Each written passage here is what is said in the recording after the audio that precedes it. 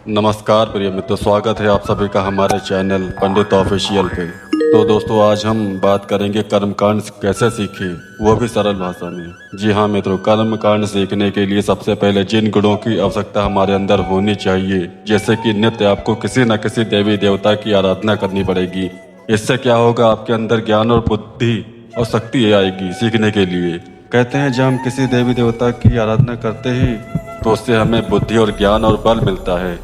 जैसे मान लीजिए, जब हम गायत्री मंत्र का जप करते हैं तो उससे हमारे अंदर तेज की वृद्धि होगी, और जो कुछ भी हम अध्ययन करेंगे या याद करेंगे वह सब आपको जल्दी याद होगा। इसीलिए गायत्री मंत्र का 3 माला या 1 माला जप प्रतिदिन करना चाहिए। जब तक आप कर्मकांड सीख रहे हैं और जब तक आप करेंगे तब तक आपको गायत्री मंत्र का जप करते रहना चाहिए। और दूसरी बात, आपके अंदर सीखने की लगन होनी चाहिए। कहते हैं श्रद्धावान लभते ज्ञानम। अगर आपके अंदर श्रद्धा नहीं है तो फिर आप किसी भी विषय को ज़्यादा दिनों तक सीख नहीं पाओगे। यदि आप उत्साह में शुरुआत कर दोगे तो ज़्यादा दिनों तक उसे सीख नहीं सकते। तो कर्मकांड सीखने के लिए आपके अंदर श्रद्धा भी होनी चाहिए। तो चलिए आप और हम मिलकर कर्मकांड की शुरुआत करते हैं। कर्मकांड सीखने से पहले आपको सबसे पहले मंगलाचरण करना पड़ता है। किसी भी मंत्र का मंगलाचरण कर सकते हैं। तो सबसे पहले गुरु जी का ध्यान करना चाहिए। कौन सा मंत्र बोलना है? गुरुर्ब्रह्मा गुरुर्विष्णु गुरुर्देवो महेश्वरः गुरुर्साक्षात् परब्रह्म तस्मै श्री गुरुवे नमः। इस प्रकार गुरुदेव का ध्यान करके आपको बोलना है श्री गुरुभ्यो नमः, श्री सरस्वते नमः, श्री वेद पुरुषाय नमः, श्रीमन्महागणाधिपतये नमः। मंगलाचरण करने के पश्चात इसके बाद यजमान और उनकी पत्नी का ग्रंथि बंधन करना है। ग्रंथि बंधन का क्या मंत्र है? ओम ग्रंथि बंधनम कार्यम पटपीत पितांबरम यजमान सहितो पत्नी ग्रंथि बंधन करोम्यहम्। आप यह भी मंत्र बोल सकते हैं। ओम मंगलम भगवान विष्णु मंगलम गरुड़ध्वज मंगलम पुंडरीकाक्ष मंगलाय तनो हरि। ग्रंथि बंधन कर देना है यजमान जी का। फिर उसके बाद क्या करना है? यजमान जी को आचमन कराना है। किस प्रकार करना है? दाहिने हाथ में जल ले लेना है, इस प्रकार मुद्रा बनाकर। इसके बाद जल पीते हुए ये मंत्र बोलना है, ओम केशवाय नमः। उसके बाद फिर पुनः जल ले लेना है। फिर बोलना है ओम नारायणाय नमः। फिर पुनः जल ले लेना है, ओम माधवाय नमः। इसके बाद चौथी बार हाथ धुला देना है और बोलना है ओम ऋषिकेशाय नमः अथवा ओम गोविंदाय नमः। इस प्रकार आचमन हो जाने के पश्चात आपको पवित्री धारण करवाना है। पवित्री धारण का मंत्र आप बहुत ही ध्यान से सुनिएगा। मंत्र है ओम पवित्रे स्थो वैष्णव्यो सवितुर्वः प्रसव उत्पूनां यच्छिद्रेण पवित्रेण सूरस्य रश्मिभिः तस्य ते पवित्र पतये पवित्र पूत्यस्य यत्कामः पुने तच्छकेयम्। पवित्र किस चीज का होता है? सोने की अंगूठी अथवा कुशा की पवित्री बना लेनी है और दाहिने हाथ की अनामिका उंगली में धारण करवानी है। इसके बाद गंगा जी का आवाहन करना है। एक किसी जल पात्र में उसमें गंगा जल डाल लेना है, उसमें थोड़ा जल मिला लेना है और कौन सा मंत्र बोलना है?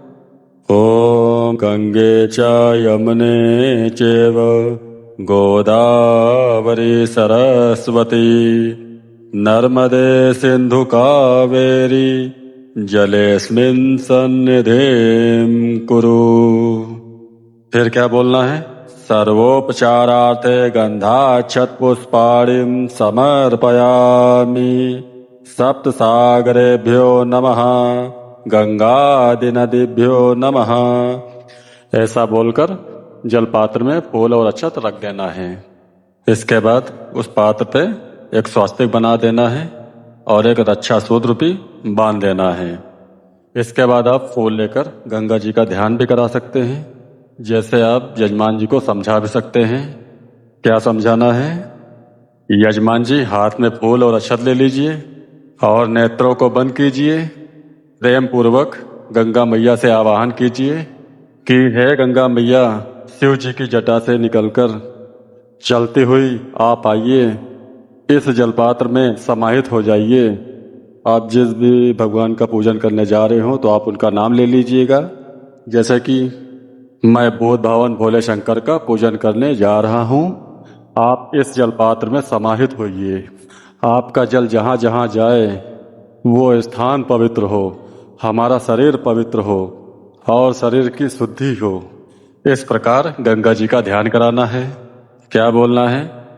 पापापहार दुरतार तरांगधारी, शैल प्रचार गिरिराज गुहा विदारी, झंकार कार हरिपाद रजो पहारी, गंगां पुनातु सततं शुभकारिवारी। गंगादेभ्यो नमः, सर्वसागरेभ्यो नमः, प्रार्थना पूर्वकं नमस्कारां समर्पयामि। इसके बाद उसी पात्र में फूल रखवा देना है।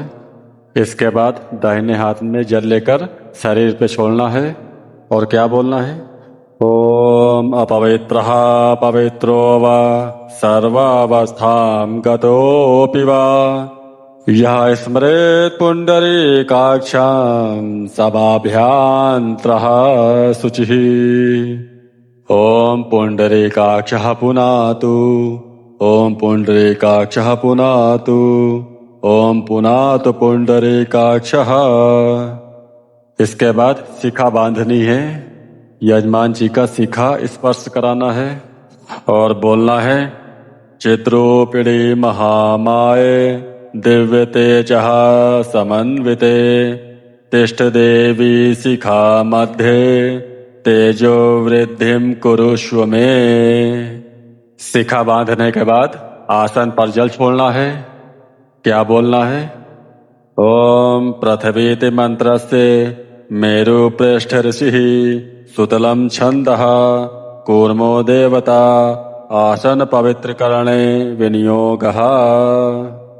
आसन पर जल छोड़ने के पश्चात फूल और अक्षत चंदन लेकर धरती माता का ध्यान करेंगे। क्या बोलना है? ओम पृथ्वी त्वया धृता लोका, देवी त्वं विष्णुना धृता, त्वं च धारय मां देवी, पवित्रं कुरु चासनम्। इसके बाद फूल और अक्षत धरती माता के पास चढ़ा देना है और बोलना है, सर्वोपचारार्थे गंधाक्षत पुष्पाणिं समर्पयामि। आधार शक्तये नमः, पूजा कर्म भूम्ये नमः, पृथिव्ये नमः। इसके पश्चात दाएं हाथ में अक्षत ले लेना है और बाएं हाथ से ढकना है और क्या बोलना है? ओम अपसर्पन्तु ते भूता, ये भूता भूमि संस्थिता, ये भूता विघ्नकर्तारस्, ते नश्यन्तु शिवागया। अपक्रामन्तु भूतानि, पिशाचाः सर्वतो दिशः, सर्वेषां विरोधेन पूजा कर्म समारभे। इसके बाद यजमान से कहिएगा कि दाहिने हाथ में रख के 3 बार अपने ऊपर से घुमा के ईशान कोण में छोड़ देना है। इसके पश्चात दीप का पूजन करेंगे। हाथ में अक्षत पुष्प और चंदन लेके देव देवता का ध्यान करना है। क्या बोलना है? ओम भोदीप देव रूपस्त्वं कर्म साक्षी है विघ्नकृत, यावत् कर्म समाप्ति ही स्यात् तावत् त्वं सुस्थिरो भव। इसके बाद गंधाक्षत पुष्प दीपक के पास छोड़ देना है और क्या बोलना है? सर्वोपचारार्थे गंधाक्षत पुष्पाणिं समर्पयामि दीपनारायणाय नमः। इसके बाद तिलक लगाना है और क्या बोलना है? ओम चंदनम वंद्यते नित्यं पवित्रं पापनाशनम आपदां हरते नित्यं लक्ष्मीर्वशतु सर्वदा। ये चंदन लगाने का मंत्र है। आप यह मंत्र भी बोल सकते हैं। ओम स्वस्ति न इंद्रो वृद्धश्रवाः स्वस्ति नः पूषा विश्ववेदाः स्वस्ति नस्तार्क्ष्यो अरिष्टनेमिः स्वस्ति नो बृहस्पतिर्दधातु। आज के वीडियो में बस इतना ही। अगले वीडियो में हम स्वस्ति वाचन जानेंगे। तब तक के लिए आपका बहुत बहुत धन्यवाद। हर हर महादेव। जय जय श्री राधे।